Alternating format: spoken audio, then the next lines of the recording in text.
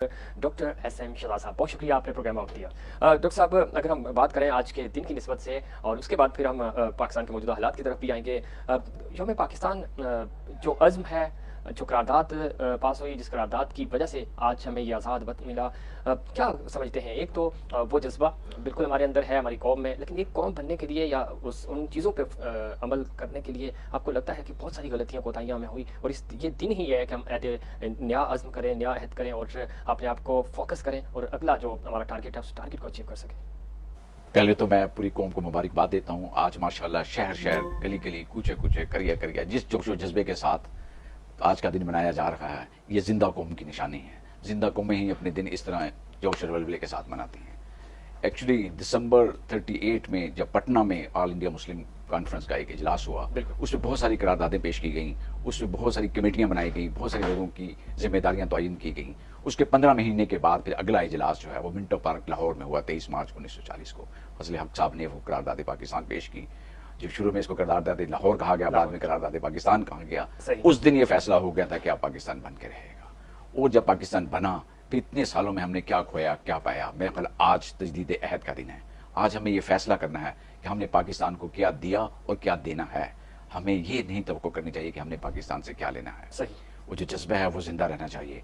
आज हमें अपना एहतसाब करना चाहिए कि हमने पाकिस्तान के लिए क्या क्या किया।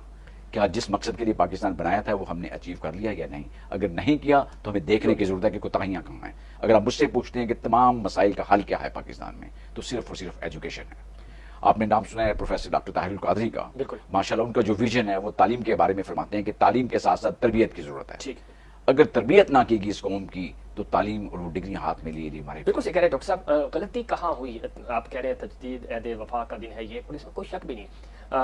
हमारे कायद जनाब कायद आज़म मोहम्मद अली जिन्ना ने कहा था कि नौजवान पाकिस्तान का सरमाया है, और किसी भी मुल्क का ये नौजवान ही सरमाया होते हैं। 64% है कुल आबादी का नौजवान है, लेकिन आज का नौजवान पाकिस्तान के नज़रियात का मुहाफिज भी है। लेकिन तरबियत वाली जो बात आप कर रहे हैं, एजुकेशन बिल्कुल ज़रूरी है।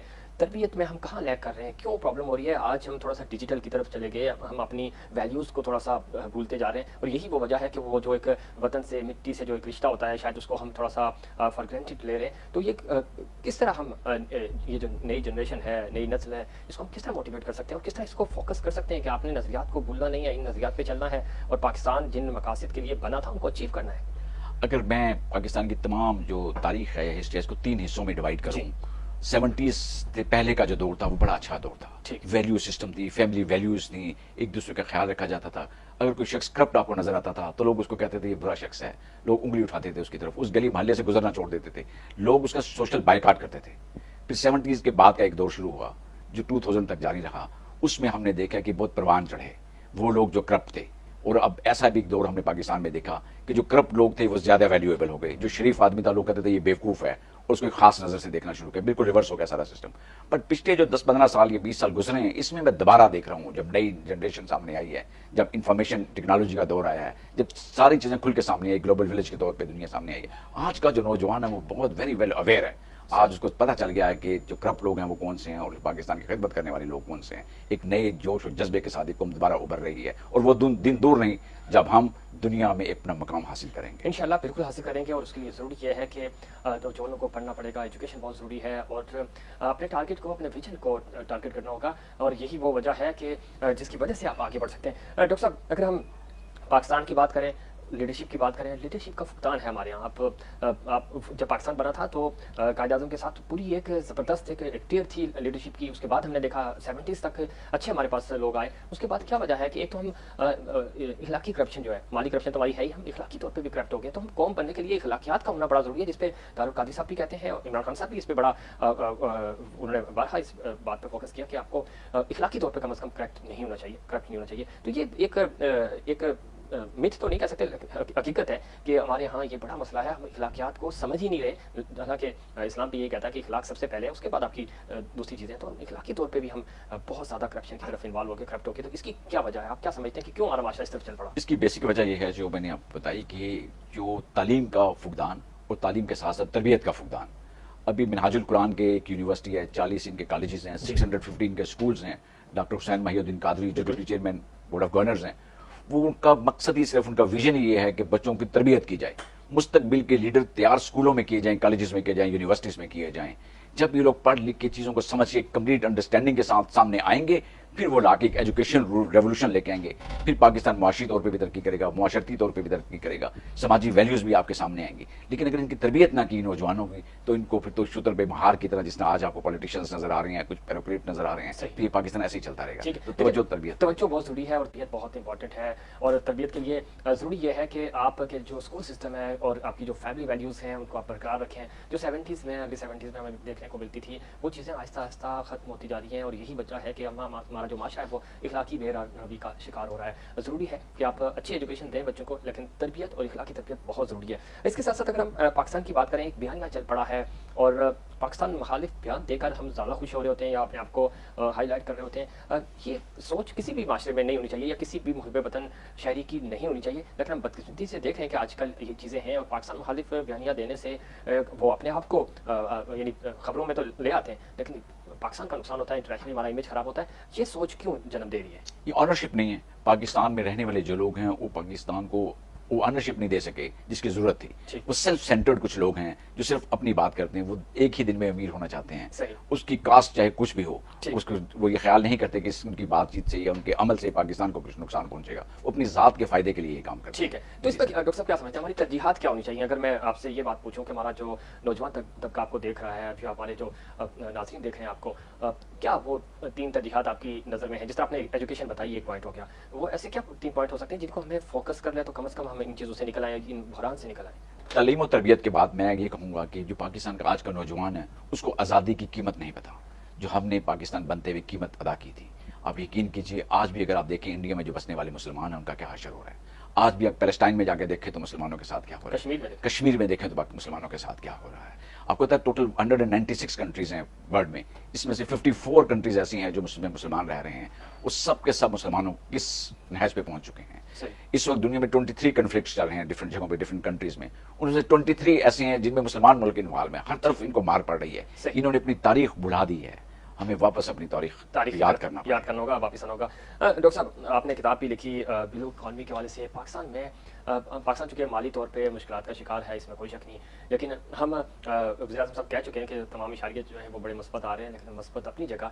हम नए वेन्यूज़ को क्रिएट नहीं कर रहे, हम बिज़नेस की तरफ नहीं जा रहे, हमारा बिज़नेस सेक्टर्स में जो है वो इन्वेस्टमेंट नहीं आ रही। और दूसरा, समंदर हमारे पास कुदरती तौर पर मौजूद है, इससे हम फ़ायदा क्यों नहीं उठा सके, उस पर आपने लिखा भी है। तो अब किस तरह क्या समझते हैं कि जो हमारी ब्लू इकॉनमी है ये कहाँ खड़ी है और ये पाकिस्तान के लिए कितनी फ़ायदेमंद हो सकती है? पहले तो मैं ये बता दूं कि ब्लू इकॉनमी है क्या। बिल्कुल, वो इकॉनमी जो ओशन से, जो समुंदर से रिलेटेड है, वो उसको ब्लू इकॉनमी कहते हैं। उसके मुख्तलिफ सेगमेंट्स हैं।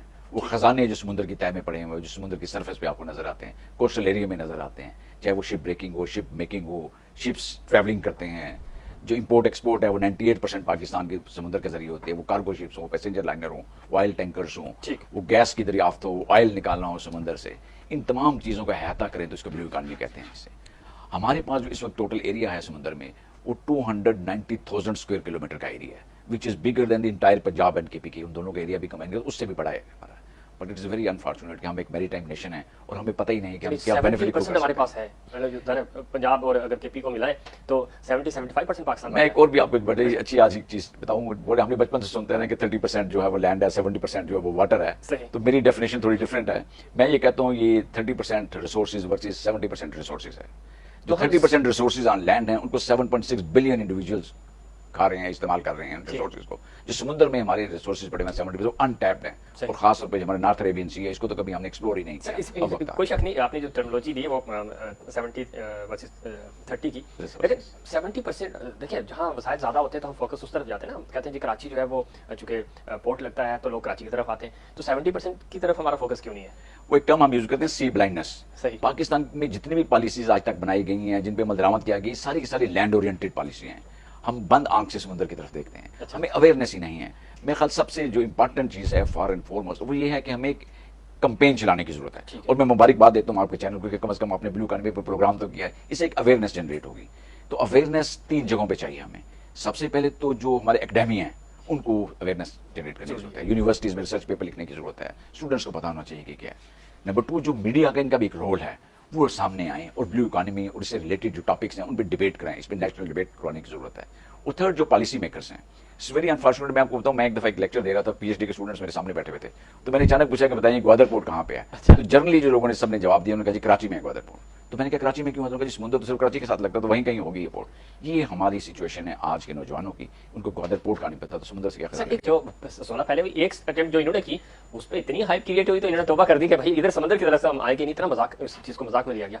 ये हम संजीदा कौम कब बनेंगे, ये भी एक अलमिया है हमारा कि हम किसी अच्छी अटेम्प्ट को भी हम नेगेटिव पॉइंट ऑफ व्यू से देते हैं। तो हमें चाहिए था कि नहीं, मजीद try again and again again again हमें ट्राई करना चाहिए था, तो क्यों पीछे हट जाते हैं? नहीं, एक्चुअली पीछे नहीं हटे, इसमें बड़ी अच्छी ड्रिलिंग हो रही थी और बड़ा सक्सेसफुल थी सारी स्टोरी। नीचे कुछ रॉक्स आएंगे जिसकी वजह से इनको दोबारा से ड्रिलिंग करने की जरूरत थी, तो जो कंपनीज आई करने की, ENI और बाकी जो कंपनीज थी मिलकर वो कर रही थी, तो दोबारा इस पर अटेम्प्ट होगी। ऐसे अबेंडन नहीं कर दिया उन्होंने, फॉर टाइम बिंग इन्होंने इसको पोस्टपोन किया, but attempt will be made. मैंने कहा ये जो प्रेजेंट गवर्नमेंट है, they are very serious about all this issues, ये तमाम चीजों पे फोकस किए हुए हैं। अगर आप क्या समझते हैं कि पॉलिसीज अच्छी हैं, जितने भी लोगों से बात करते हैं वो कहते हैं मौजूदा हुकूमत खासतौर पर प्राइम मिनिस्टर इमरान खान साहब फोकस हैं, चीज़ों को बेहतर करते हैं, लेकिन एक अवामी परसेप्शन है, एक मीडिया पे परसेप्शन है कि शायद ये हुकूमत, थोड़ा सा अपोजिशन भी ये बयानियाँ बनाने में कामयाब हुई कि ये बिल्कुल नाकाम हुकूमत है, इनकी पॉलिसीज़ नहीं है, ये नकम्मे है, जो मतलब PDM इत्तेहाद की तरफ से बातें हो रही हैं। तो ऐसा परसेप्शन क्यों बिल्ड किया जा रहा है? दूसरी तरफ अगर हम देखें तो वाकई में बहुत सारी जगह हैं जहाँ पे मौजूदा हुकूमत ने बहुत अच्छे रिफॉर्म्स लेके आ रही हैं, काम कर रही है, लेकिन ये वो काम है जो आपको बहुत देर के बाद शायद फायदा देंगे। इनके जितने भी मंसूबे बन रहे हैं, जिन पे काम शुरू हो चुका है, जब तक ये कंप्लीट नहीं होंगे लोगों को समझ नहीं आएगी, और जो ही ये कंप्लीट होंगे फिर पाकिस्तान फ्लरिश करेगा। पाकिस्तान की जो फ्रेजाइल इकोनॉमी है ये देखिएगा कैसे ग्रो करती है। यही वो रीजन है जो आज आप प्रोग्राम कर रहे हैं कि ब्लू इकोनॉमी की तरफ अगर ये देखना शुरू कर दें तो पाकिस्तान की इकोनॉमी ट्रिपल हो सकती है, सारे लोन वापस किए जा सकते हैं। मैं छोटी सी फिशरी की आपको एक एग्जांपल दे देता हूँ। इस वक्त जो पाकिस्तान की कैपेसिटी है फिश एक्सपोर्ट करने की, मैरीन फिश एक्सपोर्ट करने की, वो 3 to 4 बिलियन US डॉलर्स की है, बट अनफॉर्चुनेटली हम $500 बिलियन की भी नहीं कर रहे। इस वक्त हम 350 से लेकर $450 बिलियन की एक्सपोर्ट कर रहे हैं। अगर आपको याद हो 2007 में यूरोपियन यूनियन ने बैन लगा दिया था पाकिस्तान से, जो लिफ्ट कर दिया ना 2013 में।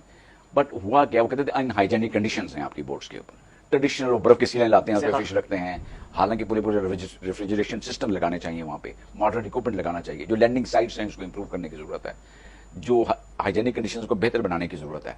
फिर एक चीज होती है वैल्यू एडिशन। लेकिन इसमें डॉक्टर साहब माजरत, इंडिया और पाकिस्तान, इंडिया और बांग्लादेश भी हमारे पड़ोसी मुल्क है, वहाँ पे भी कोई इतनी सफाई सुथराई का खास ख्याल नहीं रखा जाता, लेकिन वो हमसे बेहतर है इस इकोनॉमी में। मैं आपको इनकी एग्जांपल ये दे देता हूँ। अगर आप शिप ब्रेकिंग इंडस्ट्री की मुझसे बात करें तो 80s में पूरे एशिया में टॉप पे हमारा गुडानी था, बिल्कुल करीब है। शिप ब्रेकिंग यहाँ हो रही थी जिस लेवल की यहाँ पे, फिर आहिस्ता आहिस्ता हमने देखा चाइना ऊपर आ गया, फिर इंडिया ने बहुत फ्लरिश किया उसमें, बांग्लादेश ने बहुत फ्लरिश किया। आज भी अगर हम लास्ट ईयर की 2020 की बात करें तो 166 शिप्स जो है वो डिसमेंटल किए गए हैं। कैपेसिटी बहुत है, सिर्फ एक यूजर फ्रेंडली पॉलिसीज की जरूरत है। ऐसी पॉलिसीज बनाएं कि जो लोग शिप बेंटलिंग के लिए वहां आ रहे हैं सक्सेसफुल हैं। बिल्कुल, वक्त चूंकि खत्म हो रहा है, क्या पैगाम देना चाहेंगे खासतौर पे हमारी बिजनेस कम्युनिटी को, हुकूमत को, और आप चूंकि पाकिस्तान के बड़े हसास पौधों पे रहे, आपने सर्व किया, कि वो क्या पॉइंट्स हैं जिसकी वजह से हम इस ब्लू इकोनॉमी को बेहतर कर सकते हैं? बाकी हमारी जो कंट्रीब्यूशन है वो आपके साथ रहेगी, क्या पैगाम देना चाहेंगे? एक तो मैं ये मीडिया को ये कहूंगा कि आप लोग अवेयरनेस कैंपेन चलाएं। जब आप अवेयरनेस कैंपेन चलाएंगे तो जो बिजनेसमैन कम्युनिटी उनको समझ आएगी कि ब्लू इकोनॉमी में इन्वेस्ट करके कितने ज्यादा वो अर्निंग कर सकते हैं। जितनी अर्निंग यहाँ हो सकती है किसी और सेगमेंट में नहीं हो सकती। मैंने एक एग्जांपल आपको दे देता हूँ कि आप मेरी जमीन के ऊपर हाल चला के अनाज नहीं उगा सकते, लेकिन समुद्र में कुंडी फेंक के मछली पकड़ सकते हैं, बड़ा जबरदस्ती है। इसके अलावा जो सी पैक के बारे में पॉलिसी मेकर्स को मैं ये कहना चाहता हूँ कि जितनी भी इसके MOU साइन हुए हैं, जितनी भी पॉलिसीज बनी उनको पब्लिक करें, पब्लिक में डिबेट होनी चाहिए, पब्लिक अपनी इनपुट दे, यूनिवर्सिटीज में रिसर्च पेपर लिखे जाए। इस वक्त तो खत्म हो गया, लेकिन आखिरी एक पॉइंट है, सी पैक के अंदर हमने डिबेट सुनी, बातें भी होती हैं, लेकिन सी पैक के अंदर ये लफ्ज़ ब्लू इकोनॉमी क्यों शामिल नहीं किया गया? किसी भी कॉन्फ्रेंस को उठा के देखें, किसी ने डिस्कस तक नहीं किया, तो इसकी क्या वजह है? इसी वजह के बाद तो ये बुक लिखी गई blue economy in the backdrop of CPEC. देखिए सी पैक के हम वो तमाम सेगमेंट डिस्कस करते रहे जो काश्मीर के बाद गिलगित से लेके ग्वादर तक, लेकिन ग्वादर के बाद क्या होना है, समुद्र में भी तो ट्रैवल करना है, उनकी हिफाजत किसने करनी है, उनको प्रोटेक्ट किसने करना है, उनको किसने लेके आगे चलना है। पाकिस्तान नेवी ने टास्क फोर्स टीट बना दी है, but still we need to do more. बहुत शुक्रिया डॉक्टर साहब, आपने प्रोग्राम में वक्त दिया, और बहुत सारी ऐसी बातें हैं कि इस पे डिबेट्स हो सकती है। 35-40 मिनट का प्रोग्राम बहुत कम है इस पे, लेकिन आपके साथ मजीद प्रोग्राम्स करेंगे और ब्लू इकोनॉमी के हवाले से अपने नाज़रीन को भी बताएंगे कि ये पाकिस्तान की इकोनॉमी को किस तरह बेहतर बना सकती है। बहुत शुक्रिया, आपका शुक्रिया।